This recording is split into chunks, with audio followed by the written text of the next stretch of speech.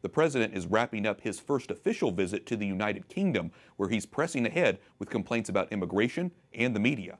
White House correspondent Mark Irons reports. Good evening, Mark.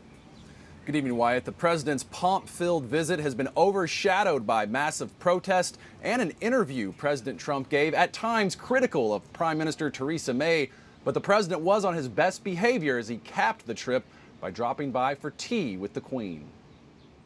President Donald Trump and Queen Elizabeth II meet on the grounds of Windsor Castle.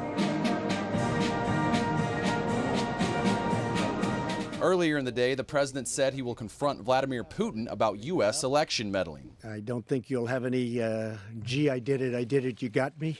There won't be a Perry Mason here, I don't think, but you never know what happens, right? But I will absolutely, firmly ask the question. In his press conference with Prime Minister Theresa May, the president slammed the flow of immigrants into Europe, calling it negative and saying it's changing the culture. I know it's politically not necessarily correct to say that, but I'll say it, and I'll say it loud.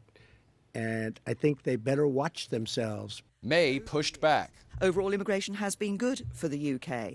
It's brought people with different backgrounds, different outlooks here to the UK, and we've seen them contributing to our society and to our economy. And questions continued about the president's interview with British tabloid The Sun. It's called fake news. But Prime Minister May denied the president's claim that the deal she is striking to pull the UK out of the European Union is not what the British people voted on. She did call President Trump a friend today as a large crowd gathered in London to protest his visit.